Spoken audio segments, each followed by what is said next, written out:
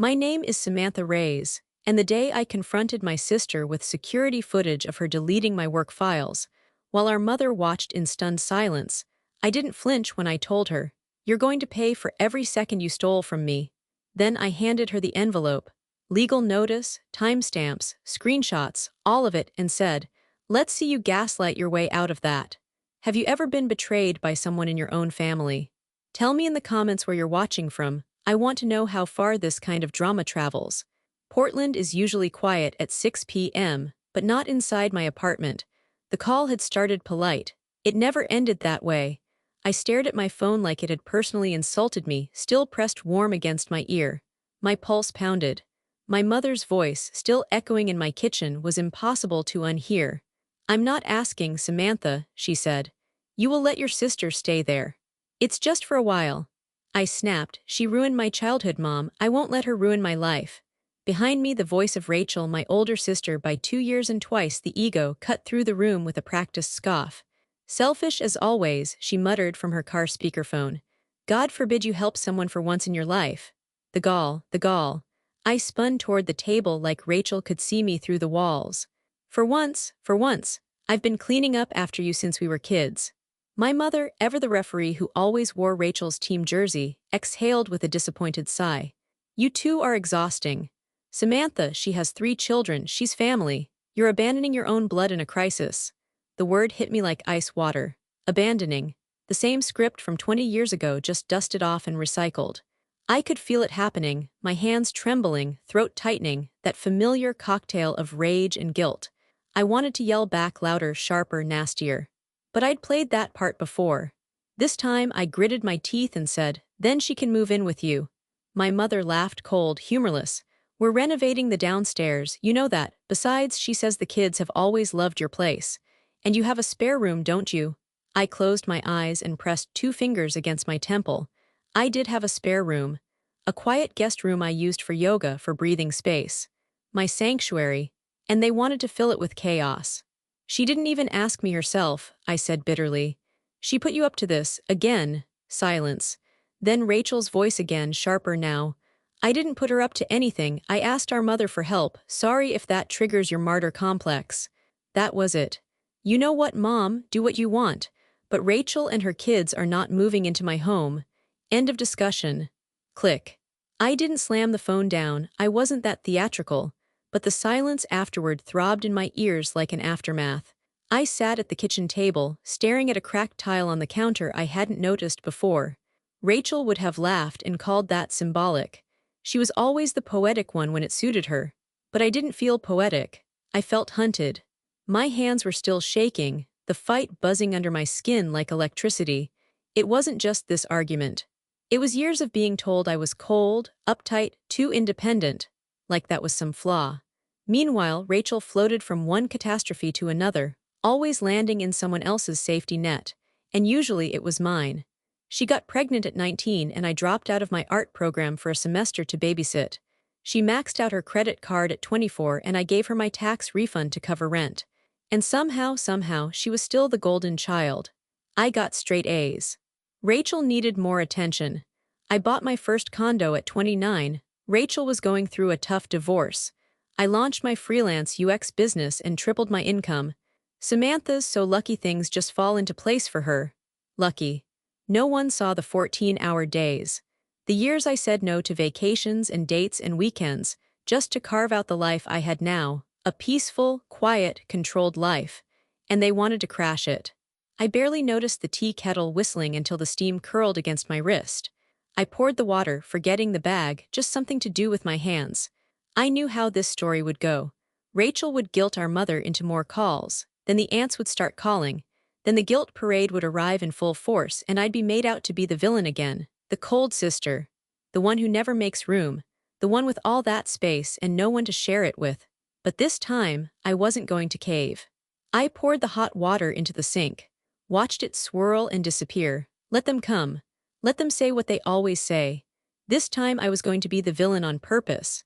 I wish I could tell you I held the line, that after that phone call I stayed strong, held my boundaries, and never wavered. But the truth is, family pressure is its own kind of weather. It doesn't storm in, it erodes you quietly. one text at a time, one guilt-drenched voicemail after another. First came the call from Aunt Lorraine, then my cousin Becca, then Mom again twice a day, alternating between soft sobs and sharp sighs. She has nowhere else to go, Samantha. They're just kids, Sammy. Don't punish Rachel for her mistakes. As if I hadn't already paid the price for her mistakes, for years. The final blow was a message from my niece, the oldest Maddie, who's 9 going on lawyer. She sent me a voice note. Her tiny voice warbled with innocence and manipulation. Hi, Aunt Sam. Mom says we might come stay with you. I hope we can. I miss your cookies. Remember when we watched that dog movie and I cried? You gave me that pink blanket. You always make me feel safe. I listened to that recording 3 times. The 4th time I deleted it. The 5th I texted my mom. Fine, they can come 1 month, no longer. Rachel arrived 2 days later with the energy of a full sitcom cast and the volume to match. My doorbell rang at 7:58 a.m., 2 minutes early. A rare miracle. She waltzed in like the apartment already belonged to her. Oh wow, you still have that boring rug. I thought you'd finally replace it. She kissed my cheek without waiting for me to lean in. Behind her, chaos spilled into the hallway. 3 kids, 3 suitcases, a mountain of plastic bags, a car seat, a stroller she insisted she didn't use, and a collection of mystery crumbs that somehow fell out of her purse and hit my floor like a curse. This is Lily, Rachel said, unzipping the baby's jacket without looking up. And this is Milo, careful he bites pillows. Maddie, say hi to Aunt Sam. Hi, Maddie said flatly, already eyeing my bookshelf like she was mapping her future kingdom. I stood there in the doorway, still in my robe, clinging to the echo of my former peace. You said just the guest room, I murmured, staring at the bags. That looks like a full relocation. Rachel shrugged. I didn't know how long we'd need to stay, so I packed smart. Don't worry, this won't affect your little routines. My little routines. My silence probably looked like agreement, but inside I was screaming. That first night I couldn't sleep. The baby cried twice. Milo slammed the bathroom door 3 times. Rachel snored on my couch even though she had a room with a bed. I sat up in bed at 3:17 a.m., blanket clutched around my shoulders, staring at the hallway light she'd left on. The same hallway where she used to trap me during hide-and-seek, pretending it was just a game while I cried against the closet door. Don't be dramatic, Sam, she used to say. Some things never change. The next morning she made pancakes with my almond flour, used my French press, left grounds in the sink. Her kids spilled syrup on my rug and she tossed a dish towel over it like that was a solution. Kids are messy, she said with a laugh. You'll get used to it. I didn't answer. I was holding my headphones, the expensive noise-canceling ones I used for work. They were sticky. By Friday, she had turned the guest room into a miniature thrift store, clothes on every surface, shoes lined up like exhibits. The closet door hung open with the baby's diapers stacked on top of my printer. Samantha, she called from the kitchen, do you mind if I use your computer just to check my email real quick? I was mid-Zoom meeting. I paused, muting myself. Yes, I said calmly. I do mind. Geez, okay, no need to bite my head off. I didn't bite. I just lowered the volume on my call and made a silent promise to myself, 1 month, no more. She never offered to help with groceries, never cleaned the bathroom, left cereal bowls on the counter like a shrine to her own entitlement.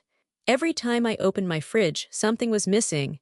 Every time I opened my heart to give her grace, she carved out more room for chaos. And every time I tried to remind myself that I was doing a good thing, a kind thing, I would hear her voice from childhood echoing in my head. Don't be so sensitive, Sam. She hadn't changed, but I had. And it was only a matter of time before she pushed the wrong button. Because Rachel always does.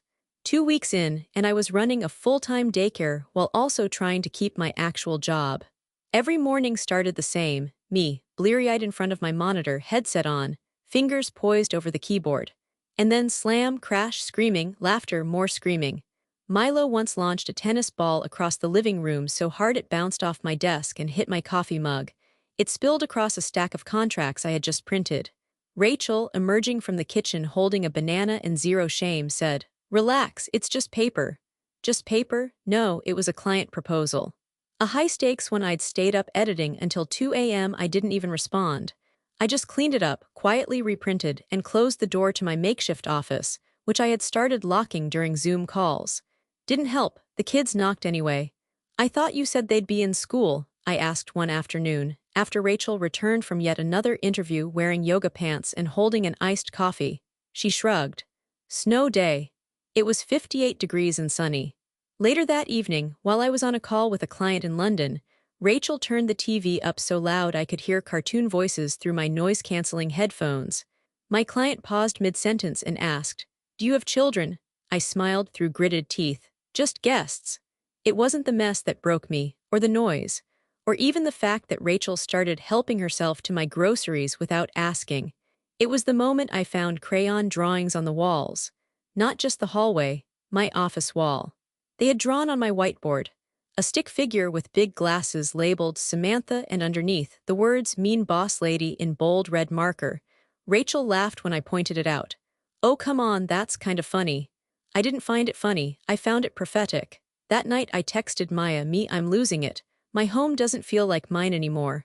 Maya, want to escape this weekend? Come stay at mine." Me can't, she's job hunting. Aka disappearing every afternoon. Maya, that woman is a hurricane in sweatpants. I smiled at my screen for the first time in days. Maya always knew how to cut through the fog. Rachel came home late again that Saturday, no explanation, no apology. The kids had been with me the whole time, asking for snacks, fighting over remotes, crying over YouTube buffering. When she finally walked in, I was sitting on the couch with a cold cup of coffee and a rapidly dying sense of patience. She tossed her keys onto the counter and flopped onto the chair. "Long day," she said. "You have no idea how hard it is out there." Actually, I did, because I was working, full-time, paying all the bills. I looked at her, and in my head something clicked. This wasn't temporary, this wasn't accidental, this was intentional. I didn't notice it at first. Honestly, I thought I was just tired, burnt out, seeing things. When your home has been transformed into a non-stop circus, your brain starts misfiring in self-defense. But the moment that changed everything started quietly, too quietly, on a Wednesday night. I'd stepped into my office after dinner, determined to salvage what was left of my workday. The house had finally gone still. Rachel had taken a bath that sounded suspiciously like her scrolling TikTok for an hour, and the kids were passed out on the couch, surrounded by crackers like crime scene evidence. I hit the power button on my laptop. The familiar login screen flashed. And then something I'd never seen before. A minimized window in the bottom corner. An email draft, addressed to my boss. I froze. My pulse hammered in my throat as I clicked on it slowly like the laptop might bite. There it was. "I'm writing to inform you that I will be resigning immediately. I've realized that this position no longer aligns with my values or professional goals." My breath left my body. Values, goals, I would never write that. The draft continued. "Please do not contact me. I will be unreachable for the next several weeks while I focus on family matters." My hands went ice cold. This wasn't a child clicking buttons. This wasn't an accident. This wasn't a misunderstanding. Someone had been using my laptop deliberately on my account and trying to speak as me, and there was only one person in this home who knew how to weaponize a lie in just the right tone. Rachel. My stomach churned. I minimized the window and opened my sent folder. Everything looked normal. But then I checked the trash bin. 2 items had been deleted yesterday. Emails to my boss about a project timeline, emails I definitely hadn't sent. A chill ran up my spine. "Okay," I whispered to myself, heart pounding. "Don't panic, not yet." But I already was. I checked device logins next. There it was. 2 new login times, both in the middle of the afternoon. Both during the hours Rachel had been out for interviews. Only she hadn't been out. She'd come home early both days. I remembered hearing footsteps upstairs. My fingers hovered over the keyboard as the truth crept in like smoke. She'd used my laptop, my passwords, my email, my career. The very thing I had built with years of 12-hour days, skipped vacations, and caffeine-fueled perseverance. She'd slipped her hands into it like it was just another drawer to rummage through. Why? Why sabotage my job? Why touch the one thing in my life that wasn't tangled with hers? A creak in the hallway made me spin around. It was Maddie, rubbing her eyes. "Aunt Sam, Mom said not to bother you. She said you're sensitive about your work stuff." The phrase hit wrong, too rehearsed, too Rachel. I knelt. "Sweetheart, has anyone been in my office today?" She nodded matter-of-factly. "Mom said she needed to check something important on your computer, but she told me not to tell you." There it was, the knife, delivered with the softness only a child could manage. Thank you for telling me, I whispered. Maddie padded off toward the couch, already half asleep. I shut my laptop calmly, too calmly, and sat on the edge of my chair, staring into the dark. I wanted to march down the hall and confront Rachel on the spot, shake her awake, demand answers, but an old instinct stopped me, something carved into me from childhood. Never walk into a fight with her unprepared, because Rachel didn't fight fair.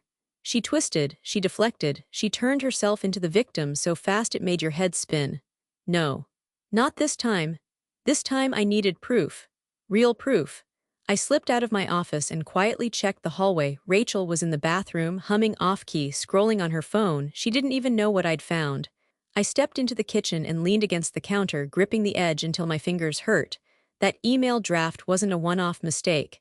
It wasn't a child's click. It was a warning shot. Rachel wasn't just messy. She wasn't just irresponsible or chaotic or thoughtless. Dangerous. And she had finally crossed the line I didn't even know I had left. I didn't sleep, not really. I lay there staring at the ceiling, watching the shadows stretch and shift as cars passed outside. Every time I closed my eyes, I saw that email draft, my name typed in someone else's hands, my voice stolen. My future played with like a toy. By morning, my body felt hollow, like anger had burned through everything and left only ash. I texted Maya at 7:12 a.m. I need you. Called within 30 seconds. What happened? Sam talked to me. But I couldn't, not over the phone. My throat was a knot. My mind felt like 1,000 mismatched puzzle pieces. Just come, I whispered. She didn't hesitate. I'm on my way. When Maya arrived, Rachel was conveniently out again. Her usual disappearing act. The kids were eating cereal straight from the box, watching cartoons at a volume that vibrated the floor. I ushered Maya into my bedroom and shut the door. What's wrong? She asked gently. The dam broke. I told her everything, the strange email draft, the deleted messages, the login times, the way Maddie had casually mentioned Rachel being on my computer, how nothing in the apartment felt like mine anymore. At some point I stopped talking, or maybe I just ran out of breath, but I remember the way Maya's expression shifted from concern to disbelief to fury. Sam, she said, voice low and dangerous, your sister is trying to take your job. My jaw clenched. I know, no, not accidentally, not by messing things up. She's actively sabotaging you. The word sabotage echoed in my chest like a gunshot. I'd been trying so hard to rationalize it, to make it smaller, to make it forgivable. But now it stood there, huge and undeniable. Maya crossed her arms. Let me see your laptop. I opened it, hands trembling, and watched her move through folders like a surgeon. 10 minutes in, she froze. Oh my God, my stomach tightened. What, Samantha? Your recycle bin is almost empty.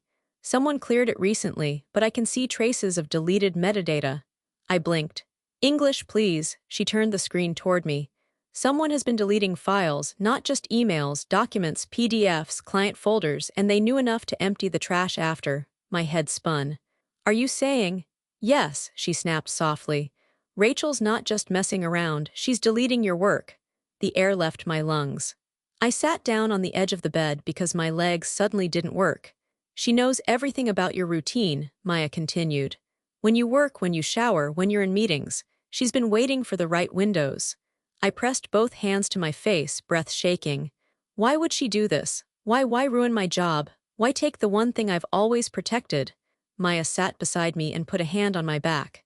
Because she needs you broken to keep you under control. If you're drowning, she gets to be the victim again. And your mom will rush in to save her. The truth stung so sharply it felt like I'd swallowed glass. She's been doing this my whole life, I whispered. Every time I get my footing, she knocks me off balance. Not this time, Maya said fiercely. We're going to document everything, every login, every deleted file, every lie. You are not going to let her steal what you built. Something inside me, small, trembling, but still alive, lifted its head. The part of me that had always believed I deserved better. Maya pulled out her phone and opened a new note. Okay, first step, check your sent mail again, maybe something else you didn't notice. I opened the folder, scrolled and froze. There in my sent messages from 2 days ago was another email, one I hadn't written. To HR, I am considering leaving but will update you soon. Please keep this confidential. My breath stopped in my throat. Sam, Maya whispered, reading it over my shoulder. Your boss probably thinks you're quitting, or unstable, or both. My vision blurred. I didn't remember crying. I only remember Maya wrapping her arms around me as the sob finally ripped free. a sound I hadn't made since I was a teenager, raw, powerless, humiliated. I didn't do anything wrong, I choked out.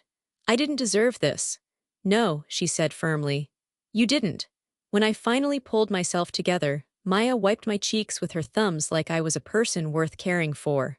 Listen to me, she said. We're not going to confront Rachel yet. Not until we have everything we need. Check logs, take screenshots, record timestamps. She can spin lies, but she can't spin data. I nodded, swallowing the last of my tears.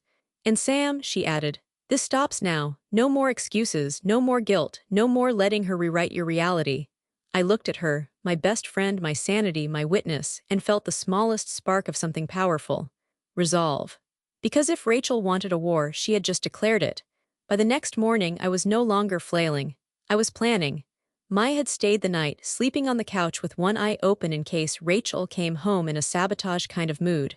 I barely slept. I didn't need to. For the first time in weeks, my mind was clear. Cold, even. I didn't want revenge. I wanted proof. The kind that couldn't be spun, denied, or dumped on the kids messing around. Because we both knew she'd say that. So I made a list quietly, methodically.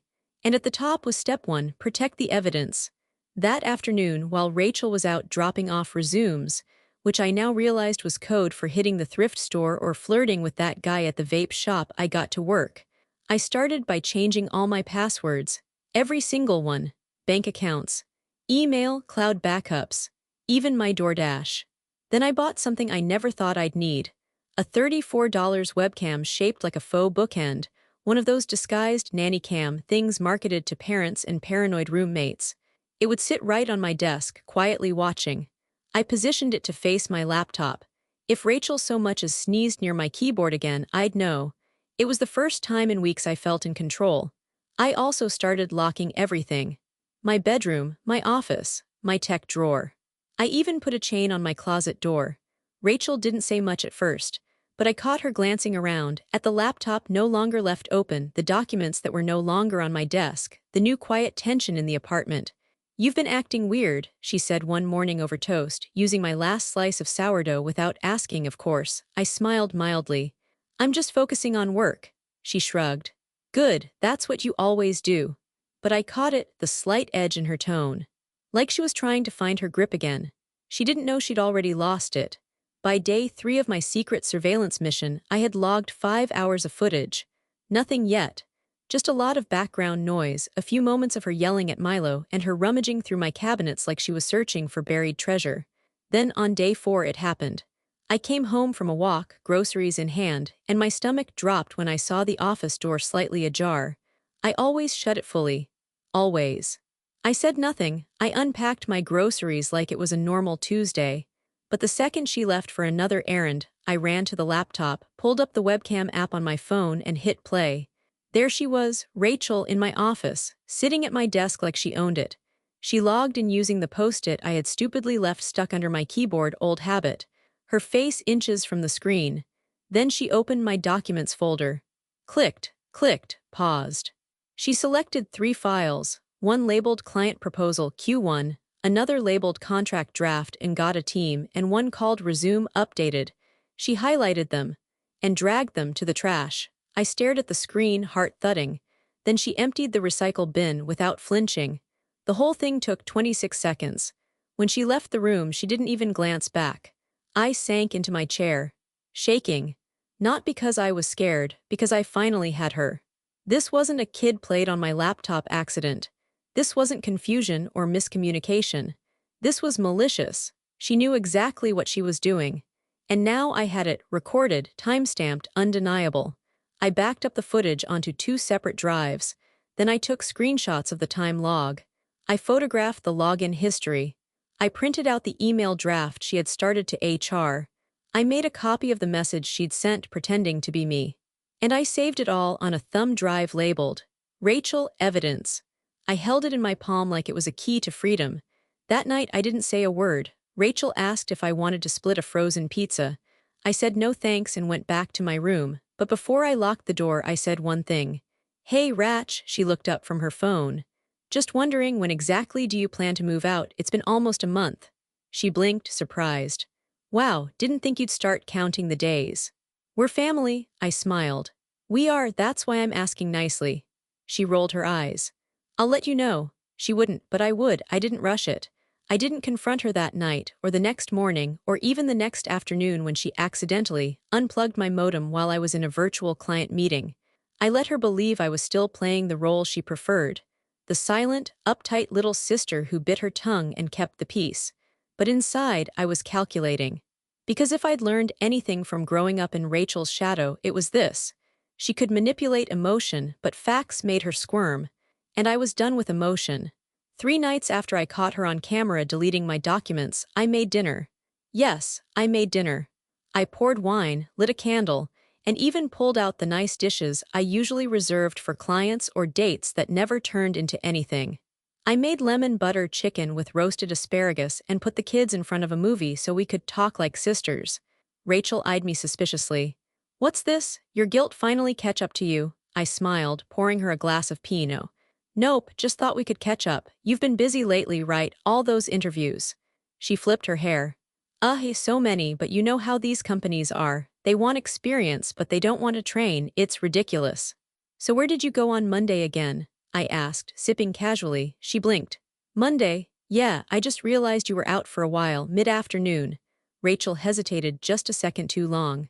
Oh, that was PetSmart. I applied for a customer service role. They were swamped, so I waited a while. I nodded like that made sense. That's strange, though, because when I checked the app on Tuesday, your location history showed you here the whole time. Her fork froze halfway to her mouth. You track me now, she said flatly.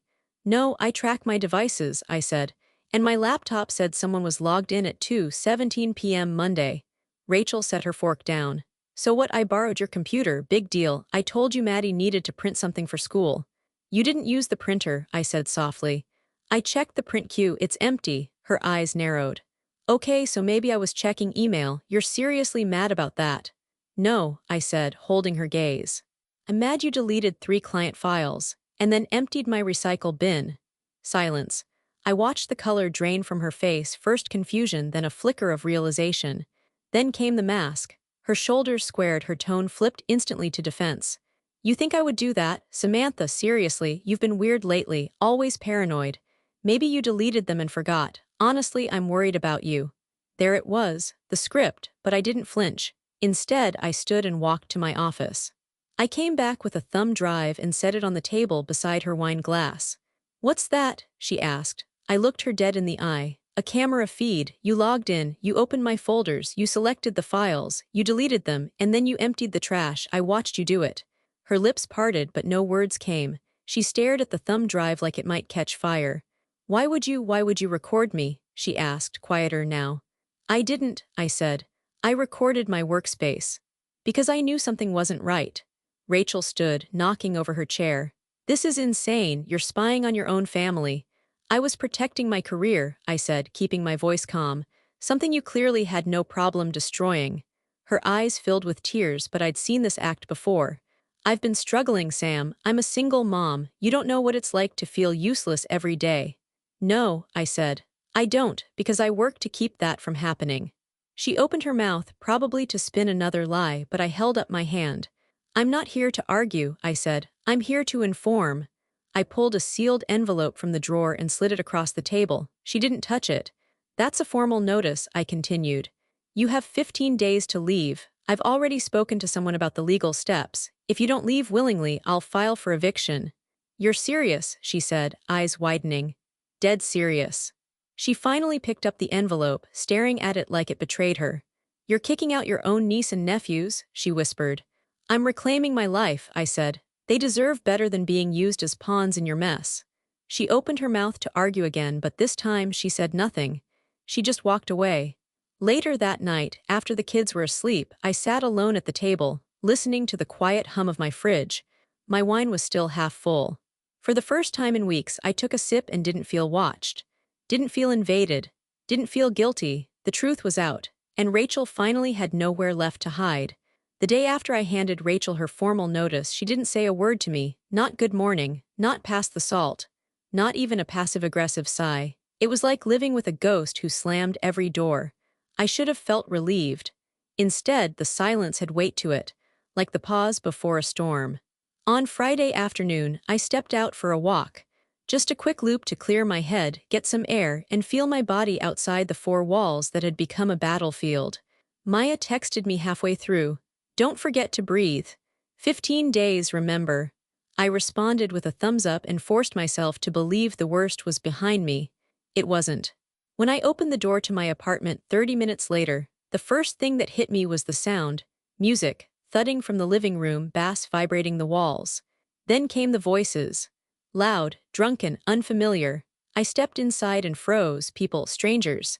Half a dozen, maybe more, were scattered around my apartment on my couch, leaning against my countertops, laughing with red Solo cups in their hands. My couch had someone's shoes on it. My dining table was littered with takeout bags. And on the floor, my white rug, the one I'd saved up for, was soaked with something dark red and sticky. "Who are you?" I snapped at the guy standing in my kitchen. He looked at me like I was the intruder. Rachel's sister," he offered, confused. "We're just pre-gaming." Pre-gaming. In my home, I moved through the crowd, heart racing. Where were the kids? Had she brought them to this? I found them in my room, my bedroom, watching cartoons on my laptop. My personal laptop. The one I had locked in my office last night. Except now it was unlocked, and sitting on the bed like a free-for-all. Milo looked up, mouth smeared with chocolate. "Mom said we could be in here. She said it's okay now." Of course she did. I stormed into the living room where Rachel was draped over the arm of my chair, laughing with two men who looked about as responsible as wet cardboard. "Rachel," I said, voice shaking. "What is going on?" She looked up slowly, smirked. "Oh, you're back. Hope the walk was relaxing. You're throwing a party in my apartment after I gave you a legal notice." She rolled her eyes and stood, wobbling slightly on heels I'd never seen before. "It's not a party," she said. "It's a few friends. I figured we should have a little fun while we still live here, go out with a bang." I stared at her, stunned. "You're unbelievable." "And you're uptight," she snapped. "Seriously, Sam, this whole eviction thing, overreacting much. I already told you I didn't mean to mess with your files." "You lied," I said flatly. "And now you're disrespecting my home again," she scoffed. "Your home? Oh please, you act like you're some kind of saint. But this apartment, this life, it's all you care about." I looked around at the mess, the strangers, the stained rug, the kids locked in my bedroom like an afterthought. "I care," I said, "because I built this. No one handed it to me. I don't get to float from couch to couch and call it survival." Her mouth opened, ready for another excuse, but I didn't wait. I walked to the front door, flung it open, and addressed the room. "Party's over, everyone out, now." There was a beat of awkward silence. Then people started mumbling, grabbing their bags, shuffling past me. One guy tried to protest. "Hey, we haven't even." "Out," I said again, sharper. He went. Rachel stood in the middle of the chaos, arms crossed like she was the victim. "You really think this is going to make me leave faster?" She hissed. "You think you win by embarrassing me?" "No," I said. "I win when I can walk into my own home and not feel like I'm being held hostage by someone else's disaster." Then I walked to my office and froze. My door had been forced open, lock cracked, splintered at the edge. Inside, the damage was worse. My printed client contracts, torn, my USB drives, gone, and my backup folders, the physical ones, shredded, ribbons of paper scattered like snow. The rage rose so fast it scared me. But I didn't yell, I didn't scream, I just stood there. Because I finally understood, Rachel wasn't just messy, she was vengeful. And now I had nothing left to protect but myself. I didn't cry. Not when I swept up the shredded contracts. Not when I realized the USB drives were gone, possibly stolen or tossed somewhere I'd never find them. And not even when I saw my office door hanging crooked on its hinges like a war wound. I didn't cry because I was past grief now. This was war, and I needed reinforcements. Maya and Ethan showed up within the hour. I hadn't told her everything over the phone, just said, "I need both of you now." Maya didn't ask questions, she just said, "We're coming." When they walked through the door and saw the chaos, Rachel's half-packed bags still dumped in the hallway, the wine-stained rug, my broken office door, Maya let out a low breath. "Oh, Sam." I just shook my head. I should have known she'd retaliate. I gave her a deadline. She decided to burn it all down on her way out. Ethan stepped into my office, scanning the damage with a lawyer's eye. "She broke the lock?" he asked, already pulling his phone out. "Yeah, forced it." "Did she take anything?" I nodded. "USBs, printed client files, backup paperwork," he frowned. "That's theft." And if any of those documents contain private data, we're not just dealing with a messy roommate situation anymore. This could be criminal. A flicker of vindication lit inside me. Finally, someone who saw it clearly, not as a sisterly spat, not as family drama, but as what it truly was, intentional sabotage. Maya touched my shoulder gently. "Are you okay?" I exhaled. "I'm more than okay, I'm done." We sat around the dining table as Ethan laid out a plan like a general preparing for battle. "First," he said, "document everything. I mean everything. Photos, timestamps, screenshots, text messages. Print them and back them up to a secure cloud folder. I'll help you draft a formal report to your former employer." I blinked. "You think I can get my job back?" "I think they'll listen when they see what really happened. If you show them this wasn't voluntary, and you have clear evidence of impersonation and file destruction, they'll have no choice but to reconsider. Especially if you frame it as a data breach, something any tech company takes very seriously." My heart thumped. Hope had felt dangerous until now. But with Ethan's calm confidence and Maya's quiet strength beside me, it started to feel possible. We worked for hours. I pulled out the webcam footage again. Ethan watched it twice. Maya took notes. I found old backups of my proposals saved on a drive Rachel hadn't touched. Partial versions, but better than nothing. Ethan helped me write the appeal letter. Not emotional, just facts. I am writing to clarify that I did not resign from my position, nor did I authorize any communication stating such. My accounts were accessed without my knowledge or consent. Attached are time logs, footage, and supporting materials outlining the unauthorized use of my work computer. He paused after typing the last line, then looked at me. "You sure you're ready for this?" I met his eyes. "I've never been more ready." As they were leaving, Maya lingered by the door. "She's going to lose it when she finds out you're building a case." "I know," I said quietly. "That's why I haven't said a word. Promise me something, anything. When this is over, don't let her back in, not even for 5 minutes, not even with an apology." I swallowed the lump in my throat. "I won't." Because now I knew Rachel didn't want space. She wanted control, and I was finally taking mine back. If I'd had a choice, I would have picked the time and place. The room, the lighting, maybe even the background music. But that's the thing about the truth, it rarely shows up when invited. It barges in, loud, unapologetic, and sometimes with your mother standing behind it. The confrontation wasn't supposed to happen that day. I'd been planning it for the weekend. Quiet, controlled, just Rachel and me, maybe Maya nearby, just in case. But life, as always, had other plans.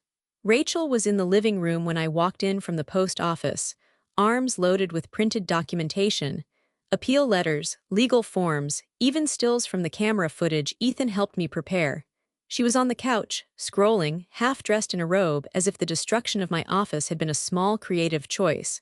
"I thought I told you to stay out of my room," I said, barely holding it together. She didn't even look up. "Relax. It's not like you had anything valuable in there. You always act like your little files are state secrets." I dropped the documents on the table hard. "They were confidential client files, Rachel, some of them under NDA. You could have jeopardized my entire career." "Oh please," she scoffed, "you're not that important." My hands curled at my sides. "I know what you did," I said, calm, cold, "and I have proof." That got her attention. She turned slowly, eyebrows raised. "What, did you put a spy cam in the plants?" "No, in a bookend." "Deleted my contracts. You emptied my recycle bin. You sent emails pretending to be me, and now you've vandalized private property." Her face shifted, first shock, then something flickering behind her eyes. "Guilt, shame, no, too brief." "Whatever you think you have," she said, standing now, "no one's going to believe you over me. You're dramatic, you always have been." "No, Rachel," I said, reaching for the thumb drive on the counter, "I'm done being quiet." Then came the knock. 3 small, polite taps. And I swear time stopped, because I knew that knock. Rachel's eyes widened.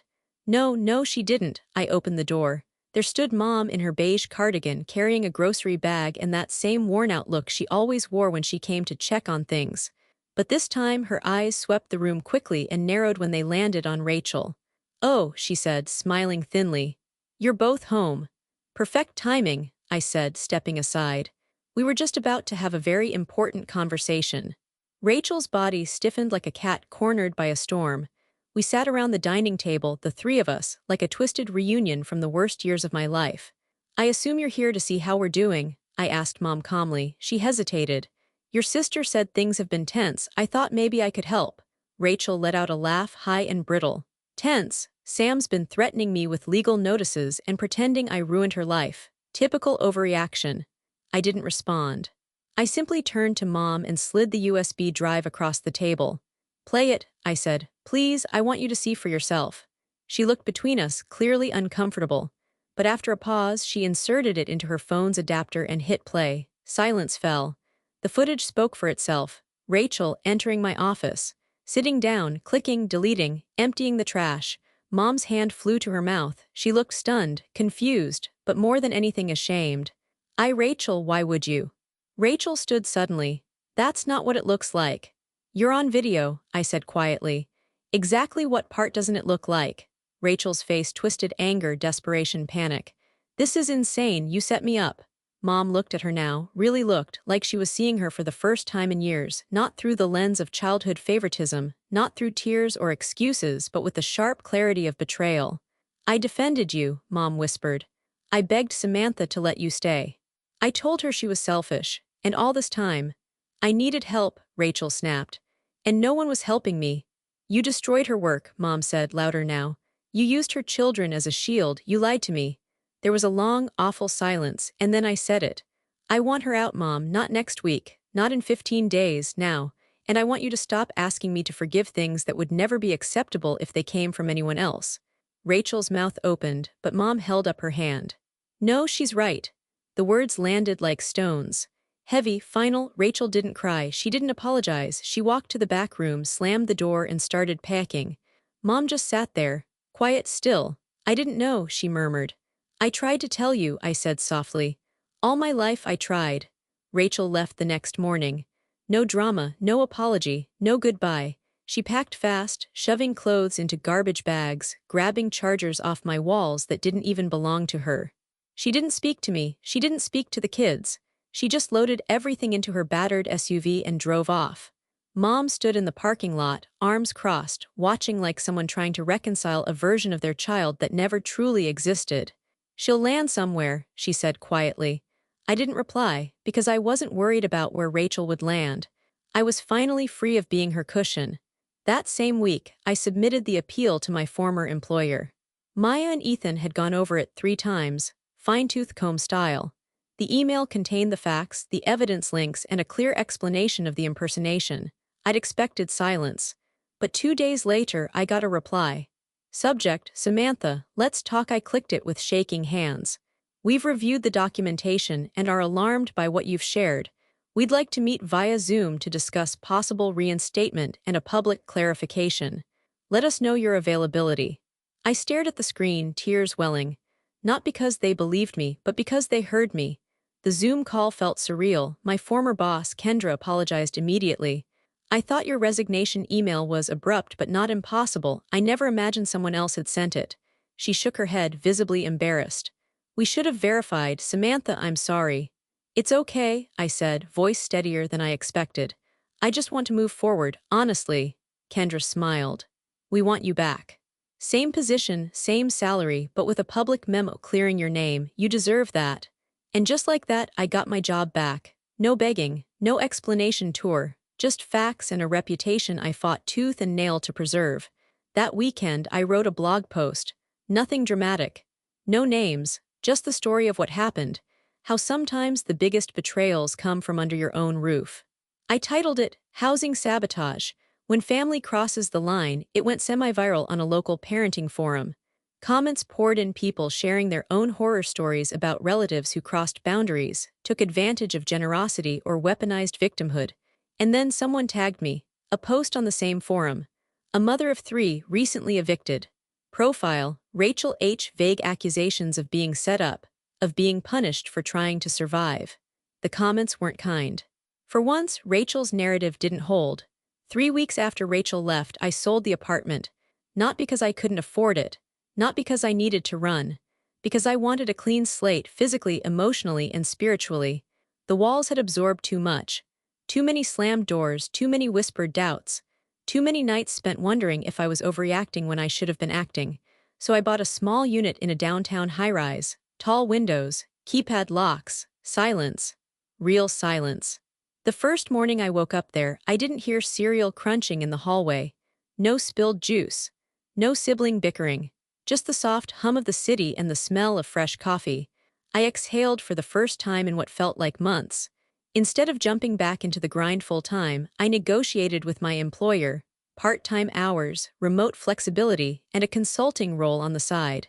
It wasn't just about reclaiming the job anymore. It was about owning my time. I built a quiet little business from the scraps Rachel hadn't destroyed. The clients who came back told me they were impressed I'd weathered the storm. One even joked, if you can survive that, you can survive a merger. I updated my resume with a new line under skills, crisis management, real-life edition. It felt earned. Mom never apologized, not directly, but she sent a plant to my new place. A snake plant. I laughed when I opened the card. They're impossible to kill, just like you. It wasn't much, but it was something. As for Rachel, I hear things. She moved back in with our parents. She's not working. She posts long Facebook rants about betrayal and people twisting the truth. But no one comments. No one likes. Even the internet knows better now. And me, I host quiet dinners. I light candles for no reason. I lock every door and every device, but not out of fear anymore. Out of peace. Because I learned the most radical thing a woman can do is protect her own peace like it's sacred. Because it is. 1 year. That's how long it took for my world to stop feeling like something I had to survive. 12 months since I drew a line Rachel couldn't cross. 365 days since I chose myself and meant it. I didn't throw a party. I didn't post about it. I just lit a candle, brewed a perfect cup of coffee, and stood barefoot in my kitchen with the morning light spilling over my shoulders like armor. I was still standing, stronger, quieter, whole. That morning my inbox dinged. It was from my old employer. Samantha, we've been following your consulting work this past year. Are you open to a leadership position? Let's talk promotion. I sat with it for a long moment, smiling, not because I needed their approval, but because I'd rebuilt myself so thoroughly, even they noticed. Then came the second message. Not from work, from family. A name I hadn't seen in years, Gabe, my cousin on Dad's side. We'd lost touch when we were kids, swallowed by the chaos of our family's dysfunction. But now, hey, I saw that post you wrote last year. I just want you to know, I never bought what they said about you. Everyone called you cold, but I always thought you were the only one holding things together. Let me know if you want to grab coffee sometime. I stared at the message until my screen dimmed. For a long time, I'd been the villain in someone else's story. Now I was just free. Rachel still posts cryptic things online, blurred selfies, quotes about betrayal, vague captions like, funny how the people who say they love you are the first to throw you away. But no one responds anymore. Even sympathy has limits. She's still at our parents' house. Still unemployed. Still waiting for someone to save her. But I've retired from that job. Permanently. Tonight I'm hosting friends for dinner. Nothing fancy, just comfort food, laughter, and people who knock before entering and ask before using anything that's mine. They don't call me cold. They don't make me feel small. They don't take. And in this quiet, soft life I've rebuilt, I finally understand something. Boundaries aren't walls. They're doors you choose to lock because what's inside is finally worth protecting. Have you ever walked away from a toxic family dynamic and built peace on your own terms? What was your turning point? Share your story in the comments. Someone out there needs to know it's possible. If this story moved you, please like, subscribe, and share. Because your peace, it matters. And you're allowed to fight for it.